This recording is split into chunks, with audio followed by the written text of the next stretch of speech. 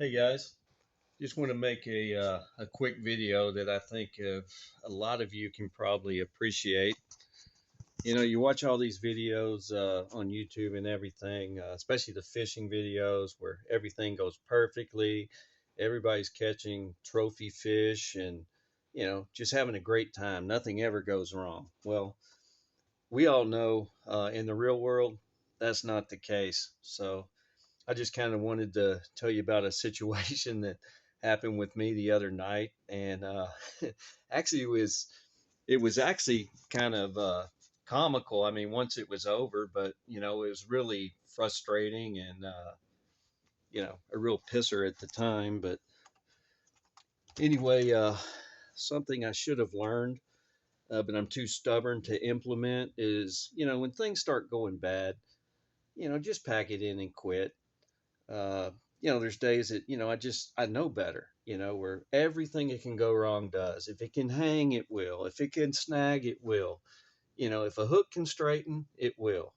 If a mangrove can get in the way, it will. So anyway, a friend of mine and I went to the Skyway Pier on the south side to go fishing the other day. And of course, the fishing out there hadn't been that good, even though the Spanish mackerel and everything are in. So I spent my time just trying to catch bait, so I'd have some live bait to go night fishing with that night here in the inlet. And the bait was so thick, I mean, you could walk across them. But the greenies were down about, looks like about a foot and a half to 2 feet below the surface. So as soon as your net hit the water, they would just scatter. You couldn't you couldn't get any of them. So it was just maddening. So I threw my net till I was wore out and got absolutely nothing. So I resorted to the sabiki rig, which it took me about 4 hours to collect about a dozen baits. And so I brought them back, kept them alive. I got double aerators. I changed my water regularly, because those greenies are really fragile. And I managed to keep them alive. When I got back to the house here, I took them down to the dock. I put them in my bait hotel, which is mesh. It has floats. It floats in the water and allows water to freely flow through. So they get plenty of oxygenated water. And when I went to get in my kayak that night to go fishing, um, they were all alive. I was happy. It's like they're all kicking. They're doing good. It's like, man, all that hard work paid off. So I take them, and I know better than to put too many greenies in a float troll. You put too many over about 5 or 6, they're going to end up dying, just I guess from the closed quarters. So I took two different float trolls. I put half in one, half in the other, which meant about 6 in one, 5 in the other. And in about the 30-minute trip to get to this new fishing place I had identified on Google Earth, half of them were dead already. So, okay, things are not exactly going to plan. So I get to this new place I want to try out. I, put out my anchor, um, and when I do, I accidentally bumped it against the side of the kayak. And when I did, I spooked a gigantic school of big redfish. I mean, they went to the next county. They were gone. So I'm like, oh man, I was about to have a field day with the Reds. So anyway, I said, well, maybe there's some more around. Maybe they'll come back. So I went in, finished anchoring up. Uh, got got the first greenie, got him out there live lining, and I wasn't there 5 minutes, and a couple of boats came by. And you got to understand, I'm in this small creek that has a choke point that goes out to the main the main river, and it's a inshore lagoon where all the bait, everything is in there. When the tide goes out, it has to flush out that little opening. So I'm back in a secluded place, but I'm there less than, I'd say, right about 5 minutes, and two boats came in there, and I'm talking this skinny water in there, maybe uh, I don't know, 12 to 16 inches, and the tide's still going out. And they come in there and just make a lap around that entire lagoon. And after that, there's no fish within 100 miles of that place. So I pick up, I, it takes me another probably 35, 40 minutes to paddle to the next place, to a couple of, creek mouths. Tide's still going out, water's flowing pretty good. And the first greenie I pull out of my bucket, not all of them were that great. I had a couple that were really good baits. And so I hooked the first one on, and I get to this new spot. And once I hook him on, I drop him in the water, keep him alive while I get ready to, flip him where I want him to go. Only to notice that when I hooked him on, the line had managed to wrap around my pole about 6 times. So I had to bring it down, and I'm getting the line unwrapped around the end of my fishing rod. And when I did, that greenie being in the water, he swims over and just sticks that hook, I mean, gut deep in the anchor line. And, if you've got I don't care, polyester, nylon fishing line, once you get a hook in there with a barb, it's over. So when I finally got it unhooked from my rod, and I went to flip my bait out, I noticed that he is just, quietly swimming away into the abyss and left me with my hook stuck all the way through my anchor line, which I had to cut the hook off. I mean, it was just buried too deep. When I got back, I had to take bolt cutters, cut the hook in order to get it out of the line. So anyway, I lost that bait. I lost a couple of greenies to some nasty catfish, which I think I just soon catch nothing as one of those. The fish were just starting to bite though, and I caught a jack crevalle that was, he wasn't big, but maybe a couple of pounds, and they fight well. And so I got down and I looked, I had one bait left, and it was the prettiest greenie I had. I mean, it was beautiful. So I'm thinking, great, the fish are just starting to bite. I've got one greenie left. I went from catfish to a jack crevalle. This has got to be a red or a snook or maybe a big trout, but this time it's right at dusk, it's getting dark. So I take that last greenie out, and of all things, he flips out of my hands, falls down and hits the side of my leg and bounces out of the kayak. And so all I can do is just sit there and watch him swim away into the abyss. And now I'm out of bait. So, needless to say, that really kind of pissed me off. So, I started throwing the plastics, the artificials. Start throwing the jerk shad and the Alabama leprechaun color. By this time, it's dark. The moon is out. It's a really beautiful night, but it was so cloudy. The clouds were covering the moon, so it was really dark. So I go and I'm working a mangrove shoreline around Chicken Island, and I'm letting the tide take me along the shoreline there, and casting back, having my bait go out with the tide, and I had a couple of hits, but nothing got the hook, and had my GoPro on my head, and all of a sudden, I don't know how, but it came off. It actually came off my head, falls down, hits the side of the kayak, bounces into the water, and I'm not about to lose that camera, so I lunge for it. And of course, when I did this, I mean, it was a split-second decision. I knew I was going over when I did it, but I did it anyway to save my camera. So I managed to get it, but next thing I know, I mean, I'm underwater, and when I come up, my kayak is actually, upside down with the back facing up. So, after getting over the initial shock, I knew to make sure that my kayak stayed in the same place, because anything that was in that boat that didn't have a lanyard or wasn't tied down is going to sink to the bottom, and at least I'd have a chance of reclaiming it. So I ended up in water about chest deep, about a little over 4 feet. And it's really dark, my headlight, it went underwater. So it conked out on me. So I'm stumbling around in the dark, kicking around, trying to find my rod and reel. Had a brand new St. Croix rod and a brand new quantum reel that sank because that's the one I was fishing with. I didn't have it tied down. My kayak cart, my tackle box, everything was on the bottom, except for, a few things that actually floated. So anyway, after stumbling around, kicking around, trying to feel things with my feet, of course, when you do feel things with your feet, you've got to bend down underwater to be able to pick it up. But I was really blessed because I managed to reclaim everything that I had lost except for a can hugger. At least I thought. But then I said, well, I'm missing one of the tackle boxes, the tackle trays. That thing had to have sank here somewhere. So for about another 15, 20 minutes, I'm kicking around on the bottom, trying to feel it with my feet. Couldn't feel it anywhere. So I finally came to the decision or the conclusion that, hey, look, I'm just going to have to replace that stuff. It's done, it's over.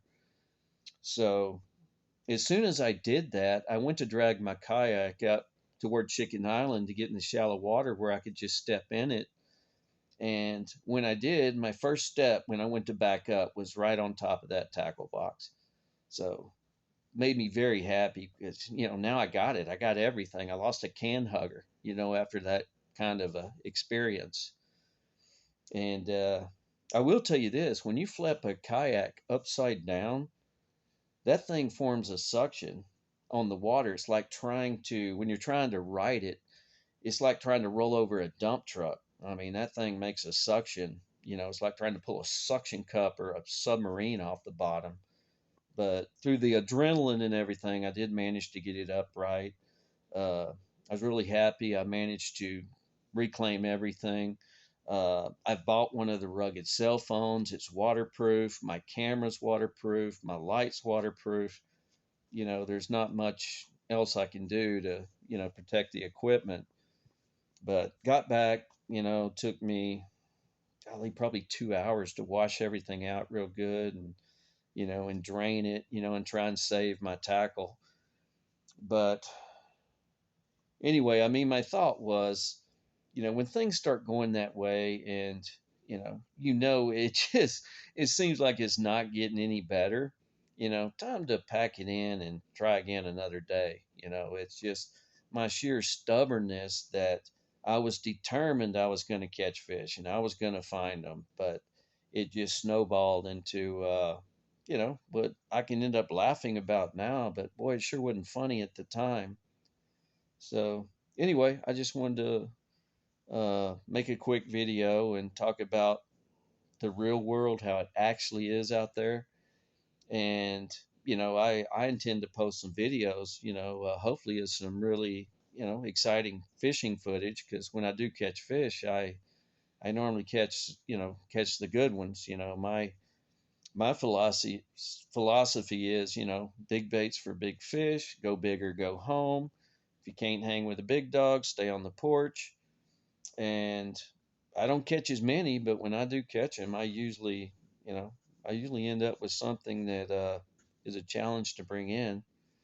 But anyway, just wanted to share this video. I don't know how many of you, which I assume there's a lot more than want to admit it, have fishing trips like that. So I'm gonna try to be a little smarter and kind of curb uh, my stubbornness in the future. In the future, so if things start heading in that direction, just kind of know that, hey, man, this could snowball. You're getting the warnings, pack it in and try again later. So I'm going to try and live by that from now on. So as it turned out, I'm so happy and so blessed to be able to say I got everything back except for a can hugger, from a nice country club up here I got in a tournament. So I figured that was a good trade off for, getting everything else back. But I try to learn from this experience. First time I've ever flipped a canoe, a kayak, anything. I never flipped one. But I will tell you this, that you watch all these stability tests, and I did the same thing, on YouTube when I'm looking at buying this Wilderness Systems Radar 115. um, I watched the stability test and everything, and though I watched them, I didn't I didn't really get a good idea of what was going on because a lot of the videos I saw, you would have these people that would, take it out, most of them in a, place where there's just flat water, no wind, maybe in a pond or a lake somewhere that's inshore. And then they would sit and, of course, with a seat in the middle position where the kayak's the widest and most stable. And they would just rock the kayak back and forth, but they would keep their body centered to where they never got their center of gravity outside the gunnels of that boat. Well, I'll tell you, you can flip anything. I've seen multi-million dollar yachts sink, actually, have witnessed it myself. So you can flip anything. And regardless of the stability test, I mean, I watched him, and this guy's just, wiggling it back and forth. It's like, well, that's not telling me anything. And then he stands up in it and he moves his feet back and forth. He wiggles it with his feet. And it's like, well, that's not showing anything, man. Get your chest or your center of gravity outside that gunnel. Let's see what she can do. Well, I'll tell you this, don't rely on the stability test. I mean, I'm sure there are kayaks that, yeah, are extremely stable, but with this wilderness system, the radars, it has what's called the smart hull technology. And the S at the beginning of SMART, which is an acronym, stands for stability. And I agree. That kayak is extremely stable as long as you stay in the center of it and don't get your weight outside the gunnels either way because it's going over. I know. So, anyway, I just thought I'd give you that piece of advice. Take some of these stability videos in stride with a grain of salt. The ones that are really a true test are the ones where they'll go out and they actually show you the tipping point of the kayak where they get their center of gravity out toward, either the port or the starboard side, and they lean out until eventually the thing flips. So you get a good idea of what's realistic, what the tipping point of this boat is. Like I say, when I lunged for my GoPro, it was a split second conscious decision. I knew I was going down because it didn't fall straight down. It, of course, had to bounce out 2 feet from, the kayak. So when I lunged for it, I mean, I knew I was going over. Um, but I did it consciously. It was not an accident. I wish it would have turned out differently, but it didn't. But just letting you know as a consumer, and I'm the kind of person when I buy something or make any kind of major purchasing decision, I research. I want to make sure that whatever I buy or I spend my money on, I'm getting the best bang for my buck. I want to know that once I buy it, I don't have any regrets. The decision's made, and I know that I did the best that I could with the resources that I had. So anyway, I think that maybe some of you might be able to identify or relate to this video. There's a lot of things that you don't see. The videos so far I'm posting, on my Skinny Water Fishing channel, they're not sponsored. Of course, when you watch them, you'll see why. They're not professional. They're unedited. There's no monetization. There are no ads. That's not the reason I'm putting them on there. I actually put them on there so you can see, what really happens on a real fishing trip with real anglers, and it's not edited and glamorized and cut down to where all you see is just the times when things go right. So if you like things like that, if you like the truth, if you like stuff that's real and is no, it's not fluff and hasn't been, um, basically edited to fit a particular audience, then, these are the kind of videos you want to watch because they're real, they're unedited, they're unscripted, and they tell the truth of what can happen on a fishing trip, whether it can be, whether it's good or bad. So I don't focus on the bad, but I try to be realistic. And I think a lot of people can identify with that because they experience the same things. I know I've been out with them. I know how things go. And I've been doing this for a lot of years. So I have a lot of experience in, in the good and the bad. So anyway, if you can identify with the video, if you appreciate, the truth or somebody just being straightforward, great. I hope you liked it. There's no ads, no reason to complain because you don't have to, skip after 5 seconds or 15 seconds, whatever it may be. You watch it because you want to, and, you know, you see what actually happens. And those of you that I think that are like me, which are just, are people that have a passion for fishing, the truth. So anyway, just thought I'd make this video. It's supposed to be quick. It's now over 20 minutes, so I apologize for running on. I tend to preach too long, but have a great rest of your day. You know, good fishing to you and tight lines. Talk to you later. Bye.